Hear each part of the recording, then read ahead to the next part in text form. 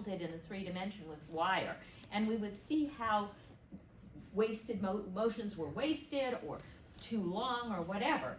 And this is where we differed from the Taylorites, because then we took the films and showed them to the workers. We got their input on how we might improve the situation, and then we redesigned their jobs and their workstations to make them more efficient, less fatiguing. Along the way, we also installed employee suggestion boxes so that we'd have an ongoing dialogue between workers and management. Reading libraries, because I said and demonstrated in doing some studies that if you had mandatory rest periods, you actually had workers who were more efficient and who had fewer accidents that took place. And those, of course, that would improve their mind during those rest periods, and they could take those materials home and self-educate. And our labor-friendly approach started winning us clients across the country and in Europe. And so Frank was away a lot, and I actually had to manage a lot of the day-to-day business while he was not at home. But we always were together for at least 2 weeks every summer, because we started running a management school for professionals in the field.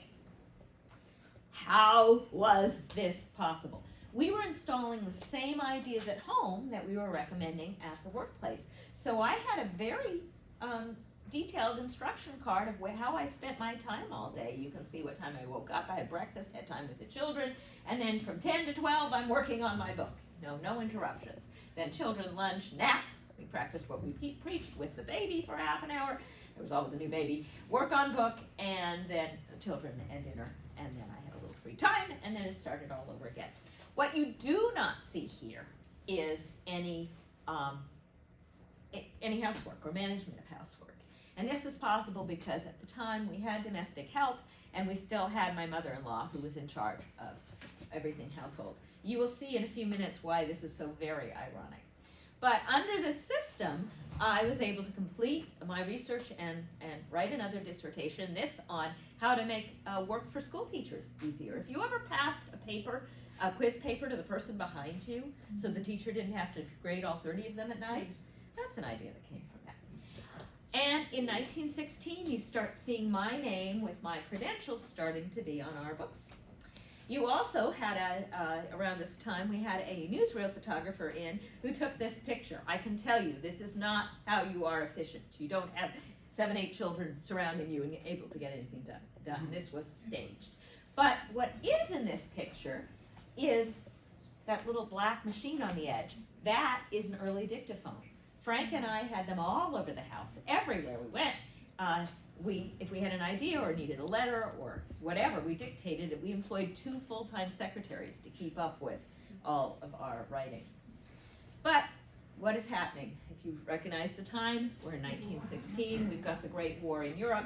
Frank is over in Europe, and he's starting to see so many wounded warriors who are coming back blinded, maimed, whatever. And in addition to their physical disabilities, they're so heartbroken because they don't feel like they have any value anymore.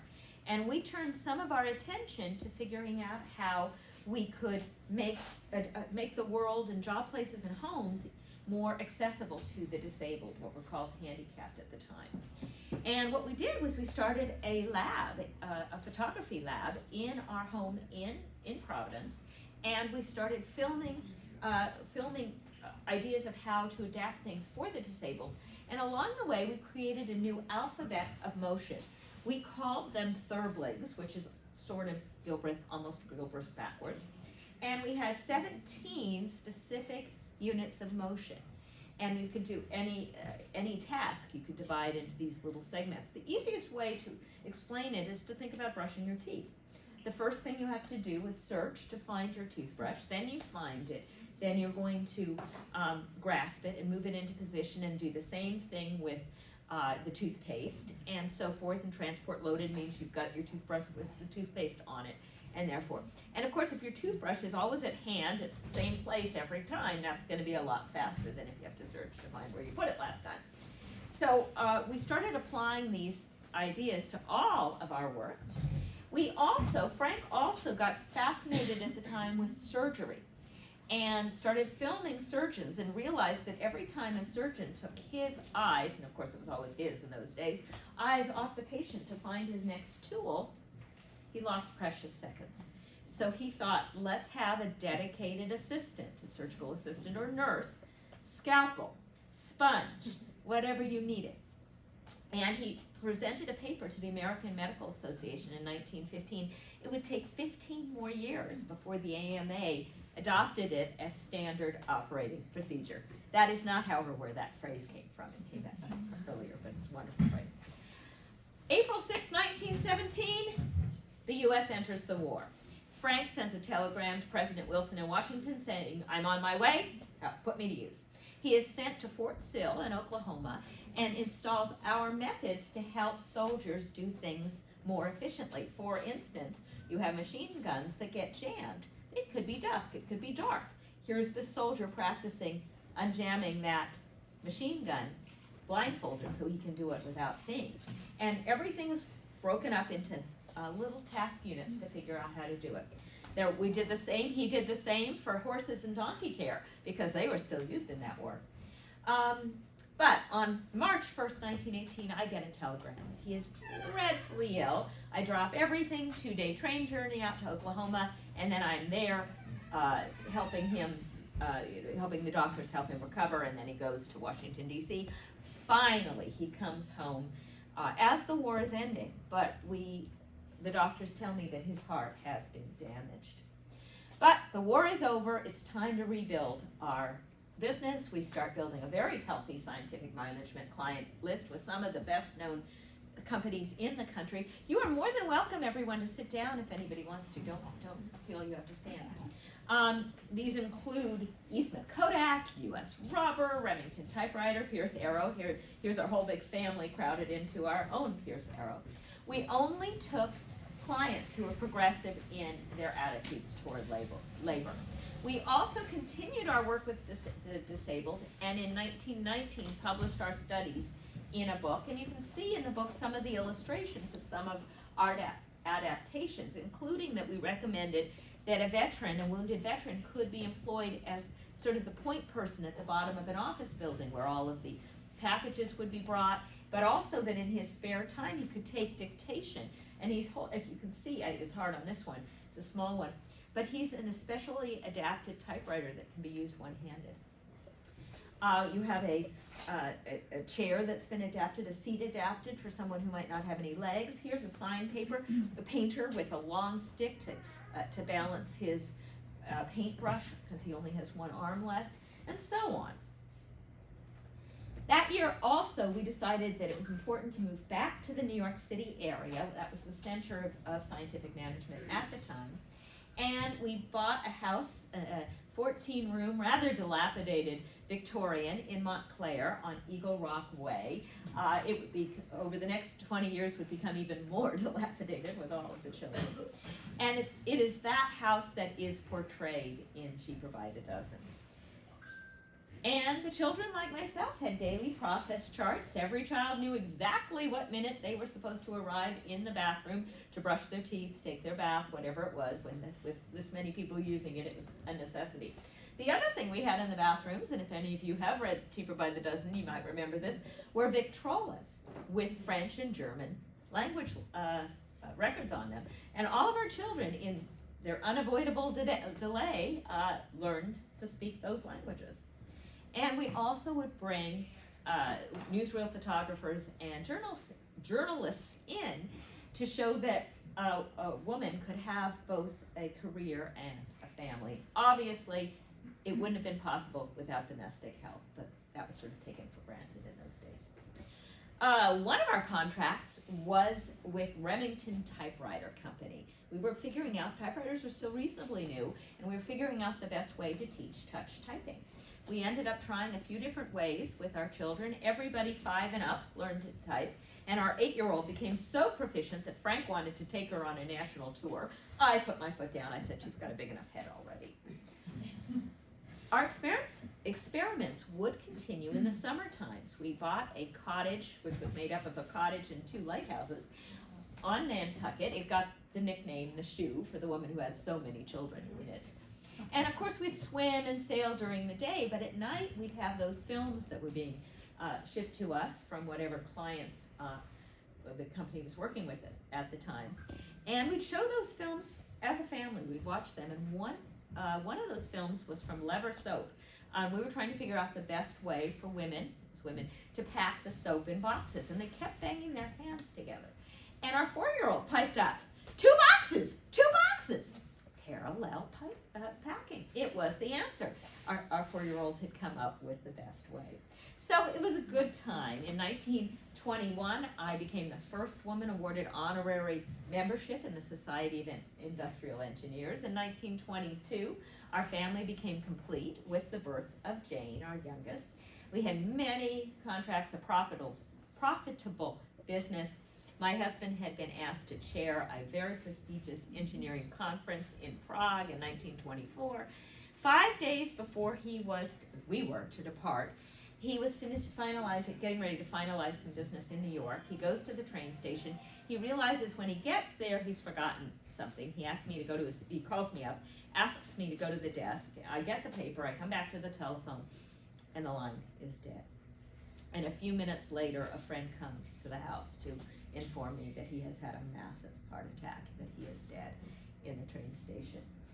And despite the fact that the New York Times obituary mentions we are full partners in the firm, I'm going to soon learn that survival of the business on my own is very difficult. Supporting my family is very difficult, because despite the fact that the business had been very profitable, we've been plowing the money back in. And so 5 days after his death, I am on that ship heading to Europe. I deliver the speeches that he had planned to deliver. I talk to the European clients. Things seem like they're going well, but as the year progresses, people are not renewing their contracts. And I have a heart-to-heart talk with one of our friends who's also a client, the head of Johnson & Johnson, and he said, I cannot imagine a woman on our factory floor. It just is inconceivable. But what if I send one of my men to you to learn the methods? Basically an extension, a larger version of our summer school. And that turns out to be the salvation. For 3 years, I will do semester-long summer schools training for men. For clients all over the country and all over the world. One of our biggest clients actually comes out of the newly industrializing Japan. And the Toyota system of production, as it's known today, is basically a descendant of Gilbreth methods. Respect for people, worker teams, new ideas rewarded. Quality comes first. You shut down the assembly line if you're not producing a quality product, and you fix it. Boeing should take a lesson from that. Domestically, I ended up finding work in women's realms. I got a contract with Macy's to make the shop floor more efficient, and to figure out they were having a great problem with money changing. This is the era before credit cards, so you would pay your money at the shop counter. It would go up in pneumatic tubes all the way to a back room. Change would be made, and it would be sent back. Well, it turned out that they had terrible trouble with retention and terrible accuracy in the back room. And when I inspected the facilities, it was dark, dank, smelly, awful, just nasty. And I said, no wonder, clean up this place, make it a nice, pleasant place to work with good lighting, soundproofing, etc., and you'll have an improvement. And indeed, that was the case. I ended up getting a very different job for our friends at Johnson & Johnson. This is the era, the years after World War I. There had been surplus bandages there. You also had women going to work, like on the shop floor. 1 + 1 = 2, a need for disposable sanitary napkins. Kotex had cornered the market. J&J's Modus wanted to elbow its way in. And so I ended up sending samples of the product, and we ended up interviewing thousands of mostly college girls, and then preparing a 134-page report on the superiorities of the Modus product and suggestions for the company, including number 12, for any product you're planning to market to women, you ought to have a female on the team. We also noticed that many women were reluctant to ask for such a personal product from a male pharmacist. So we started putting in every advertisement a silent purchase coupon that could be clipped and just passed quietly across the counter to request. And market share blossomed. So I was starting to get a reputation as a capable yet motherly industrial engineer. And I realized the best way to enter the field was through the kitchen door. Remember how ironic this is. So because I had never been there, but I'm very good at watching what other people do and figuring out the best way to do it. So I published in 1928 a book called The Homemaker and Her Job, made a number of recommendations, including that a child follow her around with a ball of string as she did something to see how many steps it took to just do a single chore. And I also made some technical recommendations. This is the era when many houses are getting electrification, which meant a light bulb in the middle of the kitchen with a pole chain. Some of you may have those in your basements or whatever. And so the woman who's getting up before dawn to start on her work for the day trips over the family dog on the way to putting up the light. And I said, bring the chain to the wall, put on a switch, you'll make both you and the dog much happier. So I started cultivating clients who wanted to make women's domestic tasks less difficult, which was a real issue at this point because we had really tightened immigration. 1924, we shut the doors to immigration. It was suddenly very hard to get an Irish girl or whatever to be your home help, home aide, and we had to let go of almost all of our staff as well, so we knew it personally. And the typical woman was spending half of her day in the kitchen, just on cooking and so forth. But it was also the era where you had technology changing with electrification, which I like to say the technology was ahead of the copywriters. Don't kill your wife with work, let electricity do it. But electricity was becoming a reality and new appliances were being marketed even though they were much more expensive than the old one. An icebox cost you about $30. A refrigerator, electric or gas refrigerator, about $300 in those dollars, which is about $5,000 today. But it's the roaring 20s. There's a lot of easy credit. Many of these refrigerators would be repossessed after 1929. But people had that. And so I'm hired as an industrial engineer for General Electric. Again, many, many interviews with women. And one of the things we heard from women was that they wanted a way to easily find the milk, the butter, the eggs. Voila. Shelves in the door. I also patented an electric mixer. It was based on a concrete mixer, the cement mixer that Frank had done, and improved electric can opener, a wastewater hose for washing machines so you didn't have to bail it out with buckets, and a foot pedal trash can. And you have that in your kitchen so you didn't have to get your hands dirty. You had an extra limb to be able to open it. I also went into partnership, or was hired in partnership with the Brooklyn Borough Gas Company. They wanted to install or demonstrate a Gilbreth kitchen practicale for the 1929 Women's Exposition. And that, I brought all the appliances and surfaces closer together. I called it the work circle. You now call it the work triangle. I was a big advocate also for a rolling cart so that you could have all your materials and all of your food preparation together and then just roll it over to the sink when you were finished, or have an assistant help you. And then we hired demonstrators and they baked strawberry shortcake at the exposition and showed that you could eliminate a third of the operations and 5/6 of the steps involved. And we said it wasn't that we didn't think women should get some exercise, but we thought they'd prefer to have more time to get that exercise outside in the fresh air. Well, of course, the newsreel photographers wanted to see Mrs. Gilbreth, Dr. Gilbreth, in her kitchen. The only problem was I didn't have a kitchen practicale. I had a kitchen Victorienne. In the basement, lorded over by our one remaining staff member, a rather elderly man who was the jack of all trades, master of none. Anyway, we had to wait till he was on his day off, and then the children helped me move things around that were practical to move, and I demonstrated. I made an apple cake, Frank's favorite. I managed not to cut off any fingers during that operation. Knives and I were not good friends.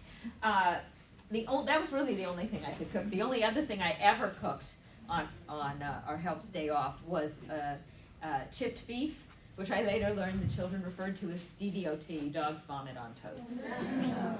That'd be. But while I was not a good cook myself, I was good at observing, as I said, and making recommendations for others. And one of the things that I recommended was that every kitchen have what I called a door cupboard, a place for everything in its place. So your search would be eliminated. You'd find things immediately. It would make things much easier. I also was an advocate for a work desk. A woman was the manager of the house. She should have a place to manage. And I was thrilled when IBM announced for the Century of Progress exhibit in Chicago in 1934, they were going to display the Gilbreth Management Desk. And as you can see, it had organization for files, a typewriter, an adding machine, a telephone and a radio, so a woman wasn't isolated in her house. She could stay connected with the world. And one of my great sadnesses was that it never found a commercial manufacturer. So by the mid-1930s, I'm seen as the country's leading authority on applying scientific management principles to home management. Meanwhile, in 1928, old friends from California, the Hoovers, come to the White House. President Hoover is elected, and Lou starts inviting me down. And on one of these occasions, she twists my arm, not too hard, to become on the national chair of the Girl Scouts, where I would serve for almost 20 years, 18 years. In 1930, however, the Depression set in, and President Hoover asked me to serve to chair the women's section of his emergency committee on employment, and I would eventually provide advice to 6 different presidents. In 1935, I was invited to become the first female professor of management at Purdue Engineering, which was wonderful. It was a salary during the Depression, steady income. It gave me a chance to demonstrate my ideas, put in a motion study lab in a university setting, and meet marvelous people. Anybody recognize who this is? Amelia Earhart, who was also an advisor there for non-traditional female careers, and on at least one occasion we shared a dorm room while we were both in residence, which was great fun. And I would teach part-time there for about till 1948, and I finally retired there at age 70, and would continue to be a visiting professor at numerous institutions, including what became New Jersey Institute of Technology and Rutgers.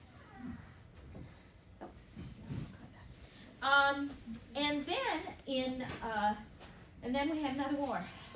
World War II broke out, and as the nation's leading expert on women in work, I was serving on many commissions and war boards and so forth to help integrate women into war production.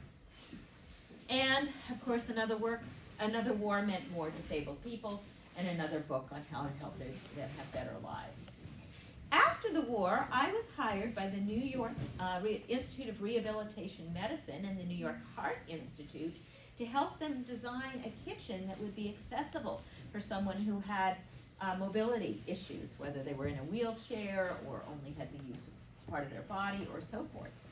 It was estimated that there were 10 million what were then called handicapped homemakers. Maybe they had polio, maybe they had a stroke or a heart attack or congenital difficulties or a car accident, whatever the cause. And so we made adaptations to make a kitchen more accessible, a house more accessible. Somebody could use it in a wheelchair or on crutches or whatever. And that led to the streamlining of kitchens everywhere. If you the kitchen you associate with the 1950s is basically based on these designs. And we also came up with ways that you can adapt an existing kitchen to make it more accessible. Meanwhile, of course, this is the time when my children, Ernestine and Frank Jr., published Cheaper by the Dozen. And they portrayed me as basically just mom. But I'm not just mom. I am still working. I'm traveling around the country, around the world. 1953, I spent 6 months doing literally a world tour, touring hospitals and factories and universities and so forth, reaching out and helping them to make people's lives easier. And in 1951, I became the honorary #1 of the New Society for Women Engineers. 7 years later, in 1958, they named their first scholarship after me, which was quite exciting. An article in 1954 referred to me as a mother of industrial psychology and mother of modern management. And in 1965, I would be the first woman elected to the National Academy of Engineering. I was dubbed First Lady of Engineering. The next year, Frank and I, Frank posthumously of course, would be awarded the Hoover Medal for the work we had done to make disabled lives easier. And in 1968, I would be the first non-royal recipient of the Japan's Order of the Precious Crown for the efficiency and methods I had introduced to them starting in the 1920s. I would continue to consult, lecture, and teach well into my late 80s. I'm 66 at MIT, I'm 86 at MIT, 88, and still on a conference committee. December 3rd, 1968, which was the centennial of Frank's birth, there was a conference held to celebrate our contributions to motion studies, scientific management. And at a break, I told my children I was finally retiring. It was doctor's orders. I was 90 years old. And when it was time for me to stand up, I quietly stood up and I said, "The heart speaks loudest when the lips speak not." And I sat back down. 6 months later, NASA put a man on the moon in a space module that had been designed using Gilbreth principles. Almost a decade before, and of course it was one small step for man, one giant step for mankind. Almost a decade before, I'd said, why mankind? It could be womankind. That's another program, Women of the Season Stars. But sadly, I'm not sure that I actually knew this was going on. I was in a nursing home and my mind was failing. And I would die January 2nd, 1972. My obituary in the New York Times read, "Dr. Gilbreth, engineer, mother of a dozen," and talked about my sheer indomitability. I would appear on a postage stamp, part of the new Great American series in 1984, and an autobiography I wrote in the 40s was published posthumously in 1998. I like to think that my legacy includes lectureships, scholarships, professorships, engineering awards, and of course, our wonderful children. But most of all, I like to think that what Frank and I did together was give people time, what we called happiness minutes. By making work more efficient, you had more time to do the things you love, and made the disabled more independent, gave them a sense of self-worth. So now, I have just a few more minutes, and if you have the time and the interest, I'll share with a few more women who's overlooked. Are we okay with going? Right. So other mothers of invention who, as I said, have been overlooked or neglected. I'm going to start with, there's an old quip, anonymous was a woman. But if you think about the fact that women were involved in food production, food preparation, clothing preparation, medicinal, because most of the early medicines were herbal, any development in those fields was most likely out of the mind of a woman. However, the first documented woman actually hails from New Jersey. Her name was Sibylla Masters. She was born in southern New Jersey in approximately 1676. She ends up marrying a Quaker. He becomes the mayor of Philadelphia, and they have 4 children. And then in 1712, she heads to England to patent an invention. And we think it's just her, because the Quaker meeting said Godspeed just to her, not to her husband, not to her children. Anyway, she heads over there and will eventually, in 1715, receive patent number 401 from the King of England. But she's a married woman, covered in law, femme covert, by the man. So she cannot own property, intellectual property or physical property in her own name. So the patent is issued in her husband's name, but it says, for a new invention found out by Sibylla, his wife, for cleaning and curing the Indian corn. So very interesting there. In the first 100 years that this country was a country, we have about 5,000 patents that have been identified as being received by women, which sounds like a lot, but was only about 1%. But again, a married woman wouldn't have been able to make that patent. A widow or a single woman could. These include Sarah Mather's submarine telescope and Martha Costin's signal light system, both of which were used by the Union Navy in the Civil War. Helen Blanchard's zigzag sewing machine, which revolutionized sewing. and Joseph Garris Cochrane's dishwasher, initially only used by commercial establishments, but later in her life it became KitchenAid, and some of us still have those.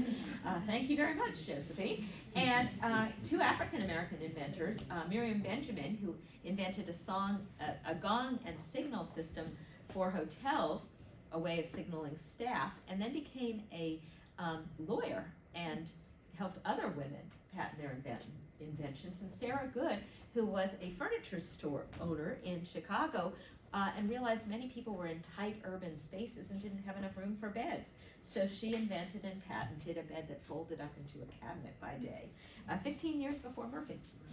Then we have Maggie Knight, most famous 19th century inventor. She's sometimes called the female Edison. She started out as a mill girl, saw a friend beamed by a bobbin that flew through the air, and invented a safety catch. She didn't patent that, so we don't know exactly what it looked like, but it said that it was adopted by all the mills in town. Anyway, in her 20s, she's working at a paper bag factory, but they're only making envelope-style paper bags, because that's the only way that they know, only machine-made exist. And she realizes that a flat-bottomed paper bag would be much more useful.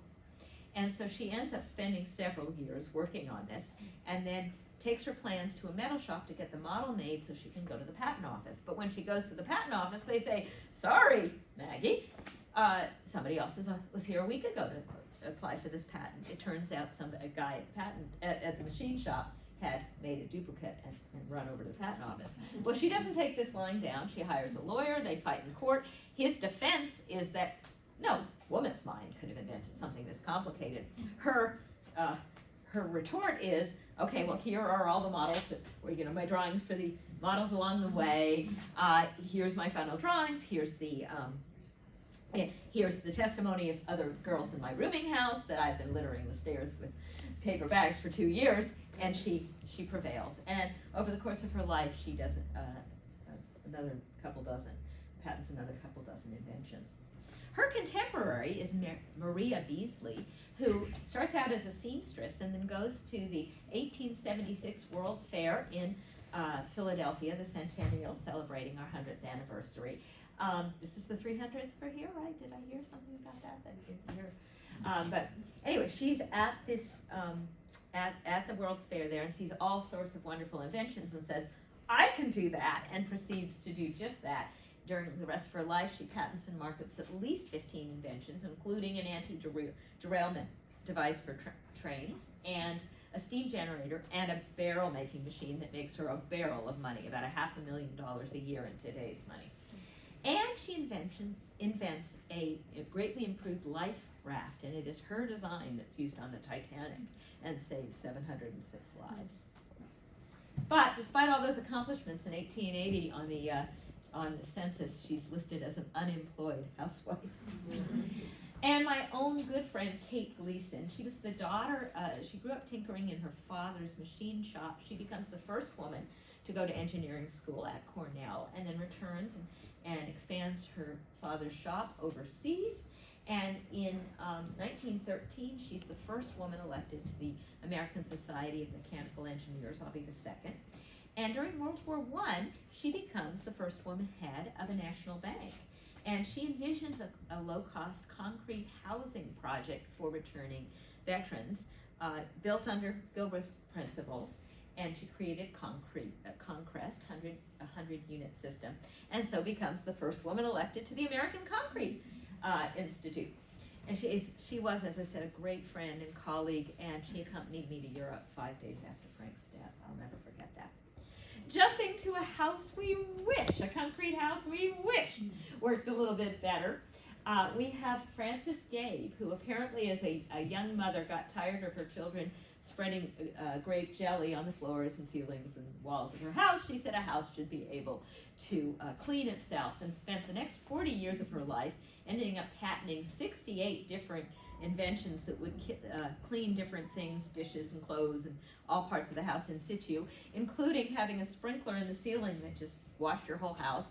And apparently the water went out through the dog's house so that he could get cleaned too. She toured the country with the model, but it never found a commercial manufacturer.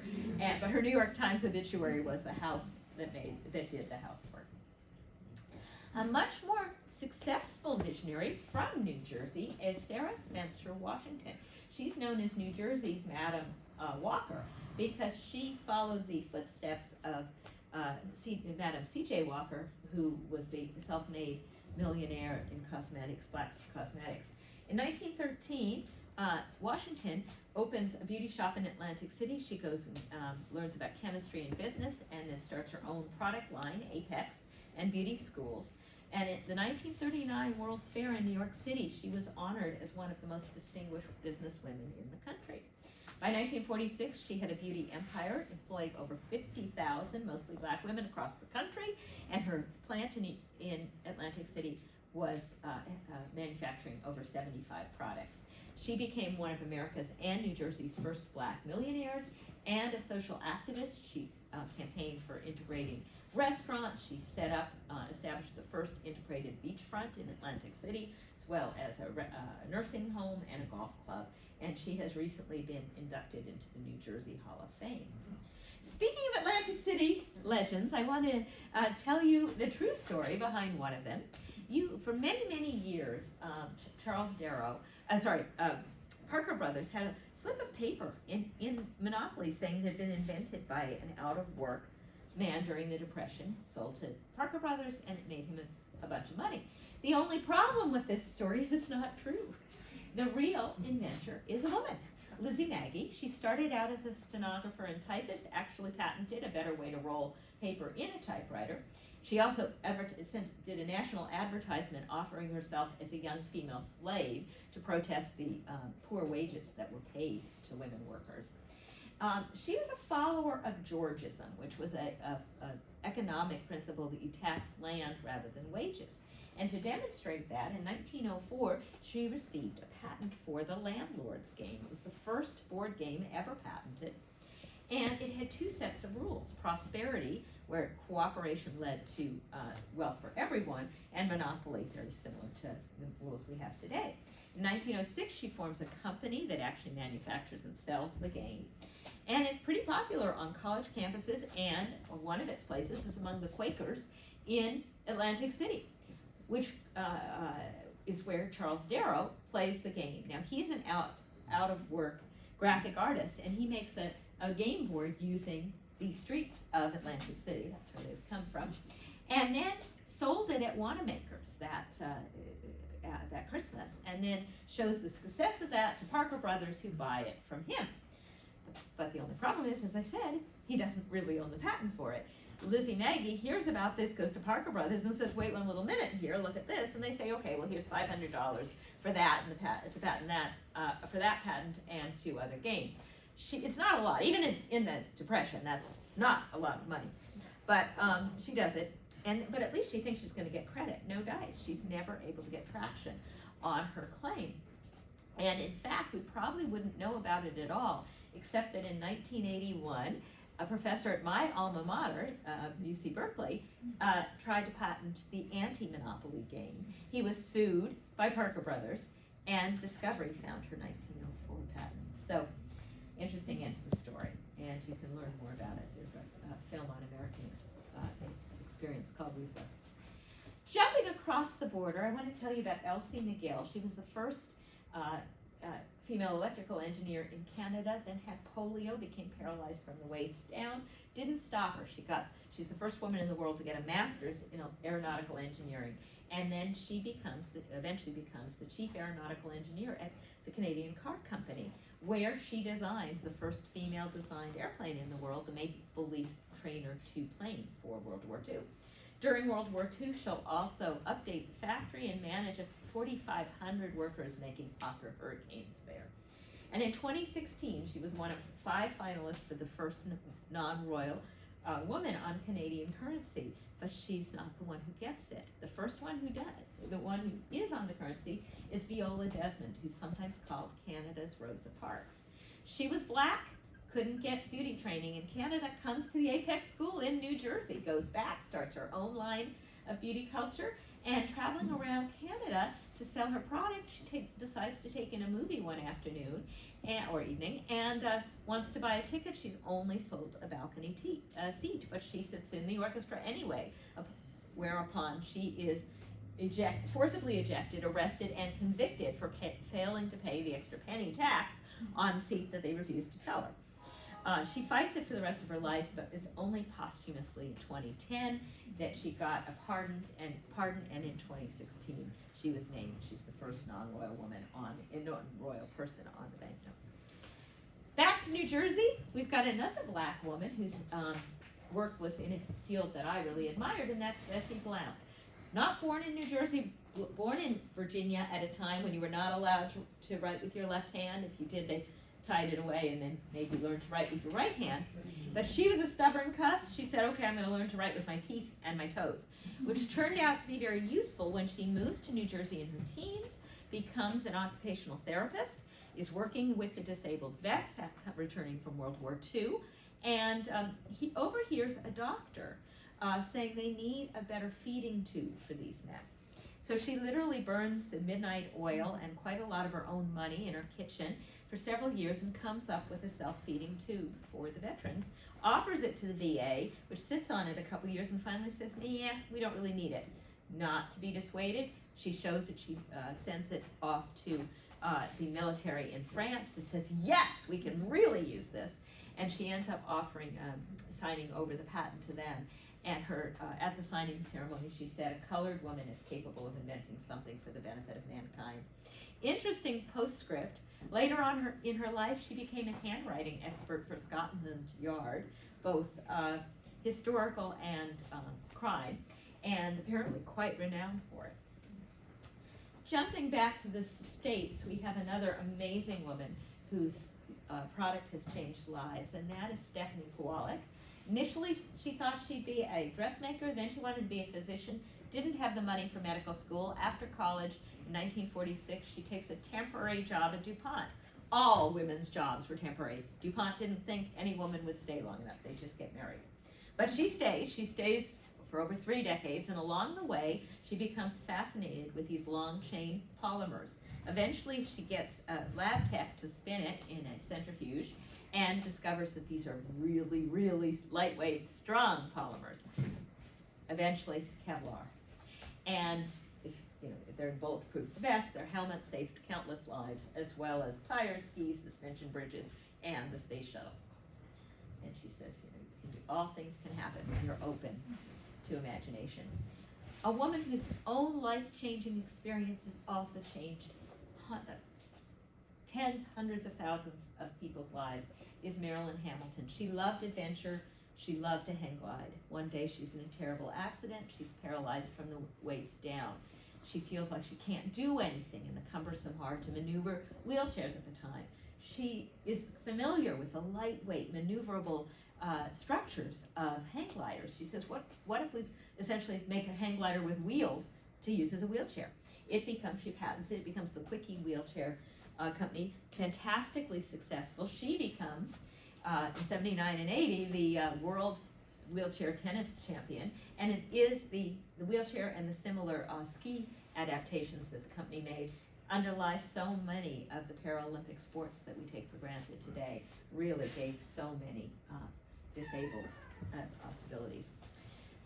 Jumping over just quickly for a new generation of inventors, we have Anna Stork and Andrea Shrestha, who were working on their master's degree in architecture at Columbia when they heard about the Haiti earthquake and how many women were being raped and murdered in the darkness of the camps. And they came up with the idea of a waterproof, inflatable, easy to use, easy to manufacture, solar-powered electric light, Luminade, which still exists. And if you buy one, they donate one for people in need. And Alexis Lewis, who was only 12 years old when she heard on television about how families fleeing the Somalia famine were having to leave children and elders behind because they couldn't make the 400-mile walk.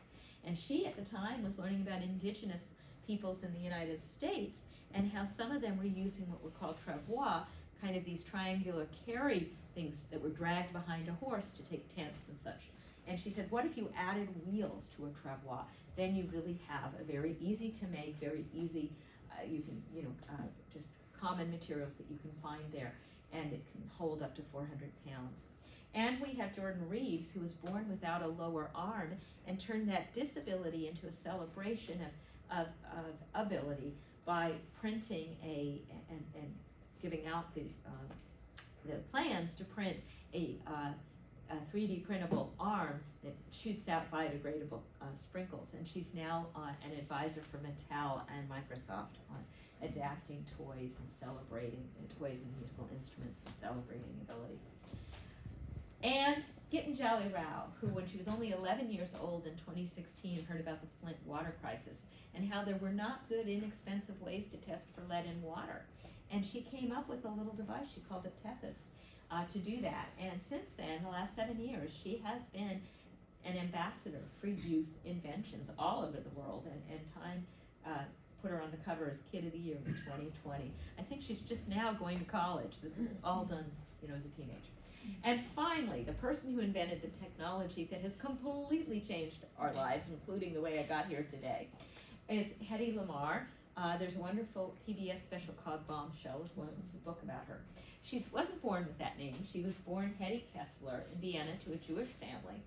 Apparently curious from an early age, when she was 5 years old, she got a pocket watch for her birthday and promptly proceeded to take it apart to literally see how it ticked. In her teens, she becomes an actress, ends up marrying an armaments millionaire.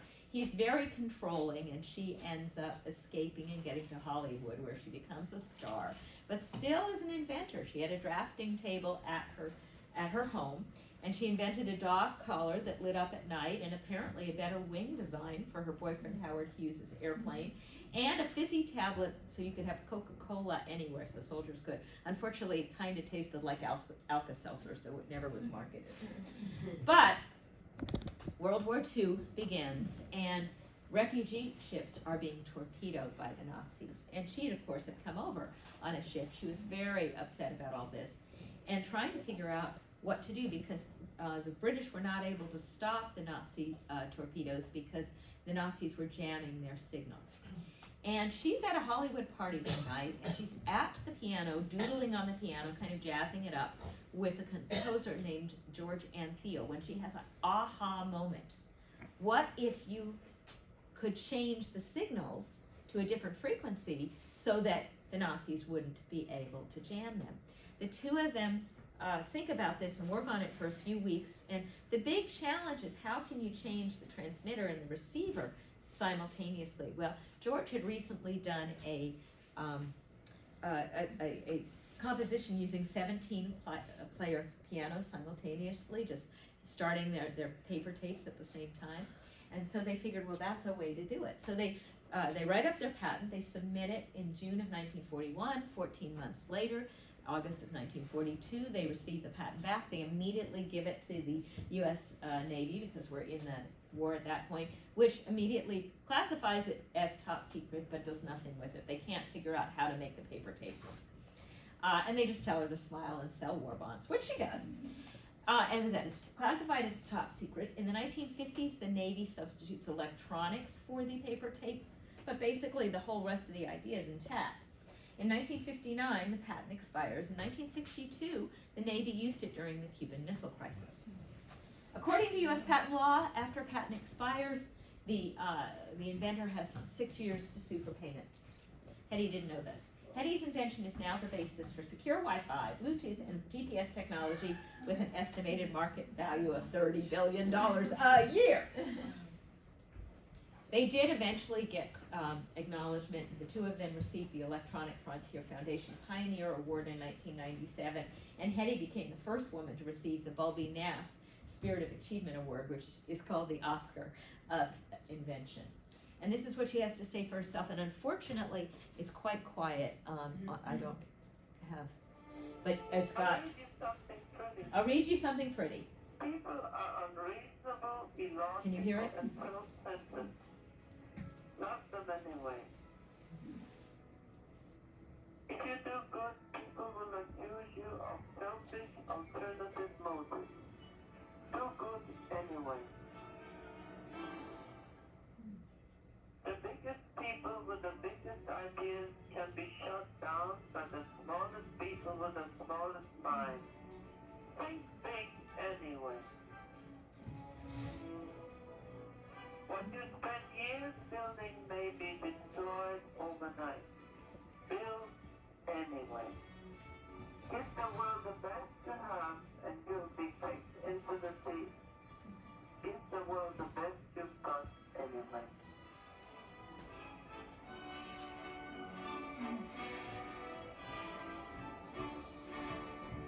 And I just want to finish with Donna Strickland. Wikipedia denied an entry on her in May of 2018, saying she didn't have enough references. That December, she received the Nobel Prize in Physics.